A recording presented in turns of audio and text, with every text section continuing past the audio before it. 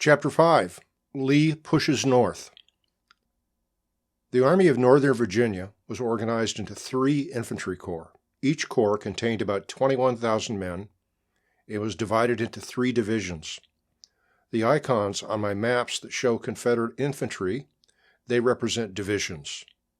9 infantry divisions total, grouped into 3 corps.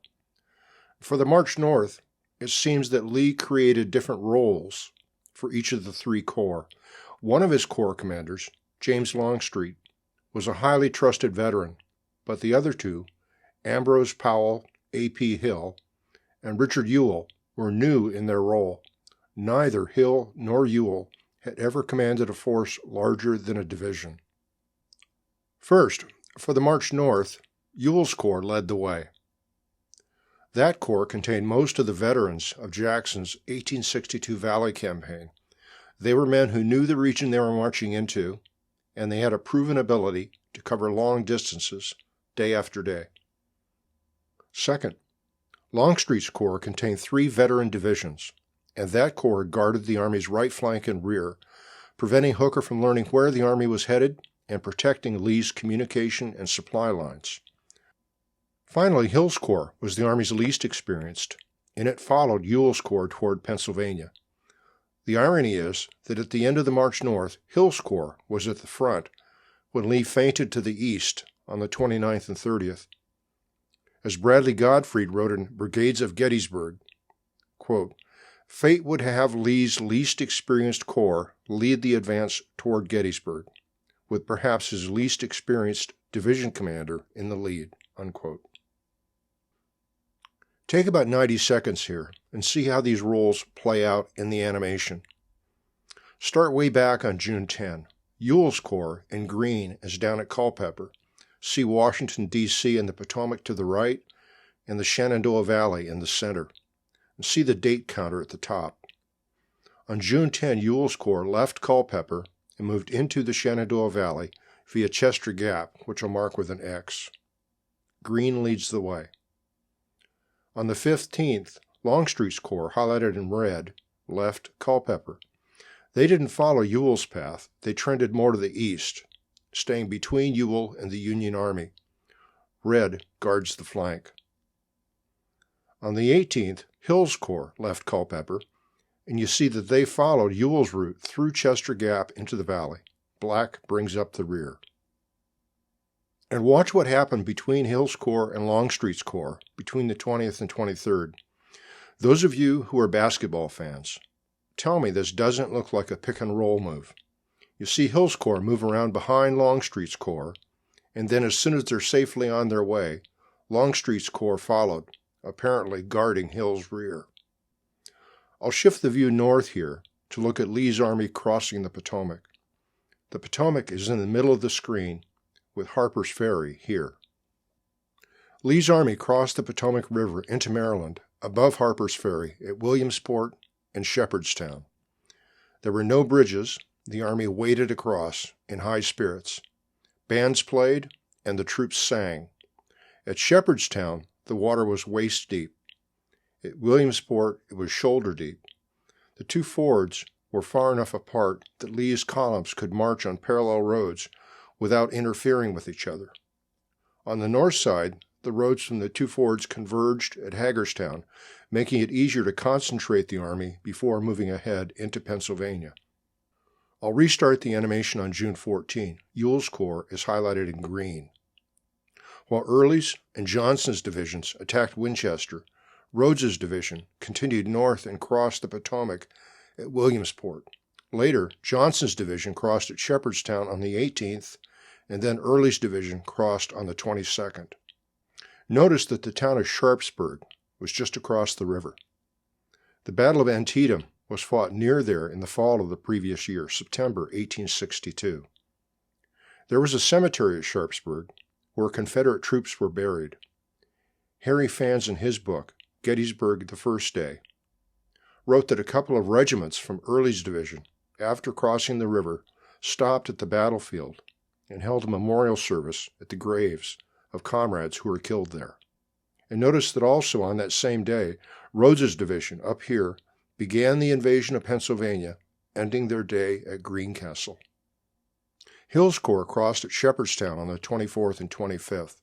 First, Anderson's division on the 24th, then Pender and Heath's division on the 25th. Notice at the bottom of the screen, the 1st of the Union Infantry Corps crossed the Potomac near Poolesville on the 25th, and more on that in the next chapter. Longstreet's Corps was right behind Hill. They crossed upstream at Williamsport. Pickett's division crossed first on the 25th, and McLaw's and Hood's divisions followed on the next day.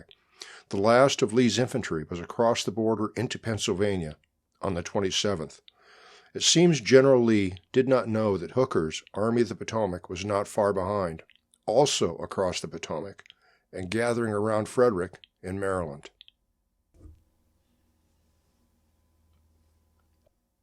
Chapter 6. Hooker crosses the Potomac.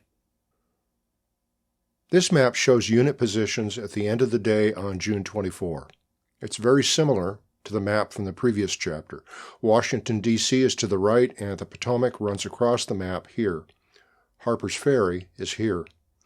Ewell's Confederate Infantry Corps is off the map to the north in Pennsylvania.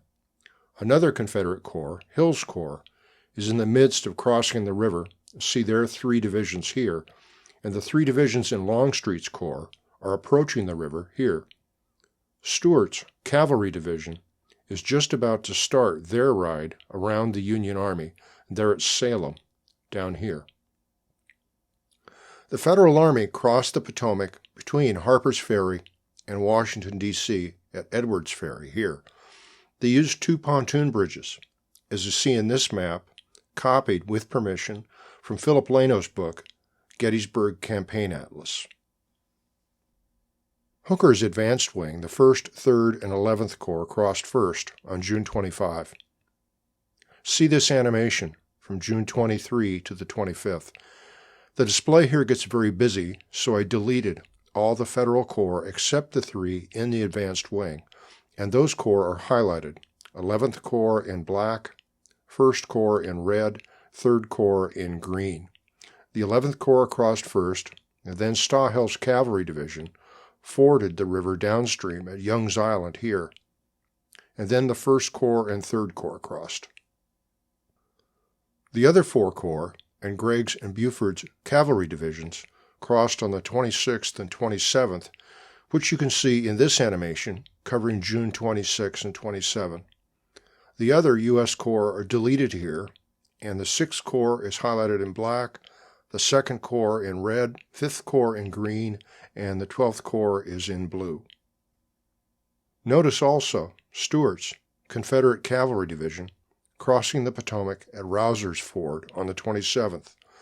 With Stewart's crossing, all the major units, north and south, that fought at Gettysburg were now present on the north side of the Potomac.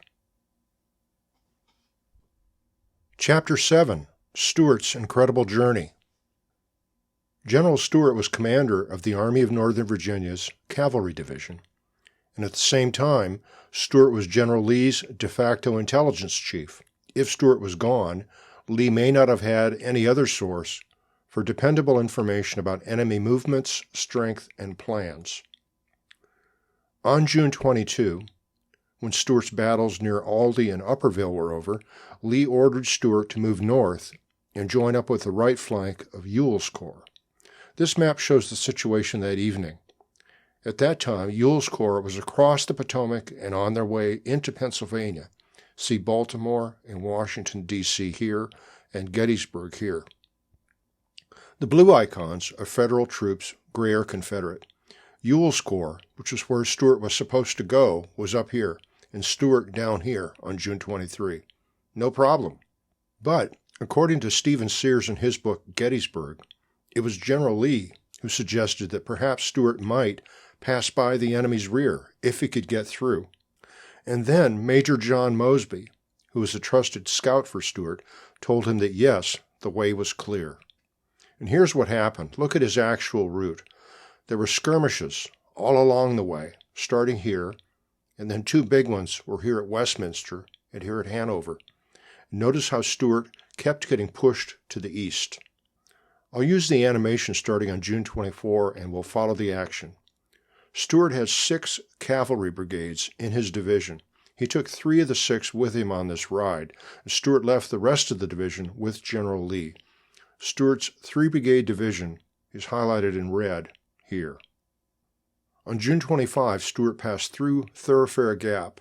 His plan was to turn north and cross the Potomac at Seneca Ford, marked by the red X. As I said, Stewart was assured that he could slip through, but in fact, Stewart found his path blocked by the U.S. 2nd Corps here.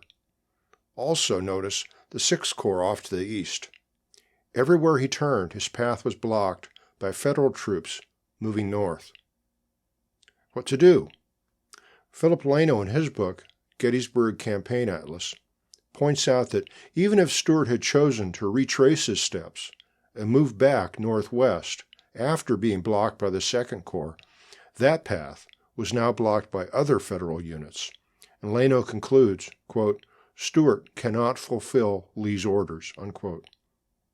Stewart decided to detour to the south and east before turning north again through Fairfax Station.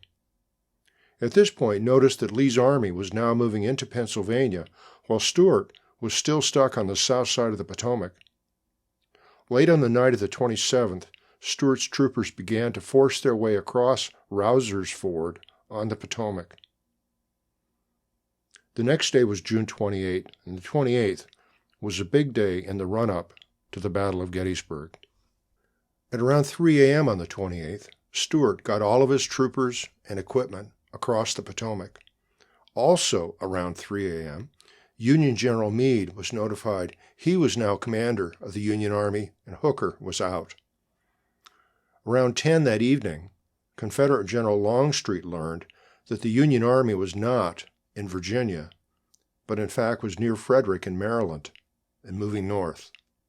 That last bit, the information about the Army of the Potomac, left Lee wondering. He sent Stewart off on this mission 5 days ago. Stewart should have let him know that the Union Army was on the move, across the Potomac and getting closer. Where was Stewart? The next morning, Stewart's troopers crossed the highway between Washington, D.C. and Frederick. This was a major supply route. It runs between the capital and the Army of the Potomac, which was concentrated around Frederick. As Stewart's troopers crossed the highway, they noticed the head of a Federal supply train. A long convoy of wagons headed their way. They diverted long enough to capture the supply train, gathering up 125 wagons, 600 mules, and hundreds of prisoners. I'll pause the animation on the morning of June 29. Stewart's orders sent him to join up with the right flank of Ewell's Corps. And you can see that Stewart's in a tough spot. Ewell's Corps is way up here.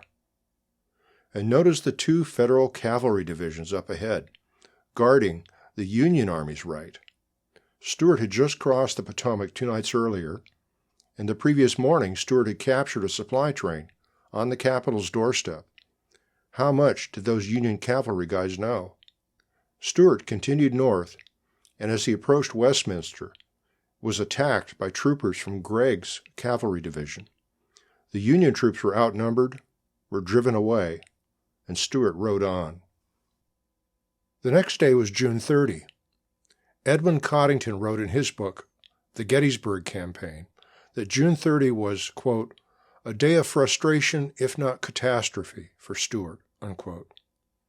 Stewart mistakenly believed Ewell's Corps would still be to the north at Carlisle, so he continued north, trying to connect. In fact, Ewell had been ordered to rejoin Lee, and his corps was heading west, back to Chambersburg. Late in the morning, as Stewart's troopers approached Hanover, they collided with troopers from Kilpatrick's cavalry division. The fight became a standoff, as Stewart was forced to reroute to the east via Jefferson and wait until dark before they could continue the march north. The animation ends on June 30. Stewart learned that Ewell was now to his west, but he continued north to Carlisle. Eventually, General Stewart arrived at Lee's headquarters midday on July 2, the second day of the battle. As Stephen Sears concluded near the end of his book, quote, Stewart's dereliction in many eyes was his utter failure to communicate with the Army during his long sweep around Hooker's and then Meade's Army, unquote. Chapter 8. Lee Feints East. This map shows the situation on the morning of the 29th. It's General Meade's second day as commander, and late on the previous evening, General Lee learned that the Union Army was in Maryland. So on the morning of the 29th, both generals were scrambling to catch up with the changed situation. The Susquehanna River is up here, and the Potomac down here. See Baltimore and the Pennsylvania state capital, Harrisburg. Gettysburg is here. The Union Army is concentrated around Frederick. The icons highlighted in red, green, and black are the three infantry corps that make up the Union Army's left wing, which was commanded by General Reynolds. The Confederate Army is concentrated around Chambersburg in the Cumberland Valley, with Ewell's Corps still to the northeast, two of its divisions at Carlisle and one at York. South Mountain is here, and see the road running over the gap from Chambersburg to Gettysburg. First, let's look at General Lee's situation. Until that evening, for several days, Lee had no information concerning the Army of the Potomac. He had proceeded, therefore, under the very optimistic assumption that the enemy was still south of the Potomac and not an immediate threat to his army. Lee's plan was to continue northeast and cut the railroad between Baltimore and Harrisburg, all by way of drawing the Union Army north so that he could pounce on them. Now, with this new information, Lee must have realized the Union Army was in a position to cut his supply line. And let me add here, the Valley route was also Lee's line of retreat. And how big a factor was that in his thinking? I don't know. In any case, Lee apparently realized it was no longer safe to continue northeast. General Lee decided he needed to consolidate. First he chose Chambersburg, but then decided that no, he needed to move to the east, because a move to the east would threaten Baltimore and draw Meade away from South Mountain and the Valley. So now let's look at General Meade's situation. Meade's orders gave him a two-part task: to protect Washington, D.C. and Baltimore, and to confront the rebel army. On the night of the 28th, Meade had General Reynolds's left wing, the 1st, 3rd, and 11th Corps, forward, with the 2nd and 12th Corps in a second line behind Reynolds. Meade had good information that two of the three Confederate corps were moving toward Gettysburg. As Stephen Sears wrote, quote, Meade, in response, pointed the main weight of the Army of the Potomac in the direction of Gettysburg, unquote. But Meade still needed to protect his right flank and guard Baltimore and Washington, D.C. The telegraph lines back to Washington, D.C. were cut by Stewart's cavalry, so Meade did not know that Ewell's Corps was now returning to the west toward Chambersburg. Meade sent the 5th and 6th Corps east to Union Mills and Manchester. This was over a quarter of his army. If they weren't sent to the east, I think you have to assume those corps would have been available at Gettysburg earlier. The history is the 5th Corps arrived around 7 a.m. July 2, and the 6th Corps after 5 p.m. on the 2nd. See Buford's cavalry division here. They're at Middletown and have orders to go to Gettysburg. I'll start the animation at this point. It's the morning of Monday, June 29. The battle will start on Wednesday, July 1. I'll circle the 3 divisions in Hill's Corps and the 3 in Longstreet's Corps, and see how if Lee wants to move east, Hill will lead. On the 29th, Heath's division moves east to Cashtown. Buford moves north to Fairfield. The 1st, 3rd, and 11th Corps, Reynolds' left wing, move toward the Maryland border. On the 30th, Buford's cavalry division continues north to Gettysburg and then turns left and camps west of town. Confederate Pender's division comes over South Mountain to join Heath's division at Cashtown. Ewell's 3 divisions approach from the north, and Reynolds' 3 Corps gather around Emmetsburg. Both armies are on rails, and the rails lead to Gettysburg.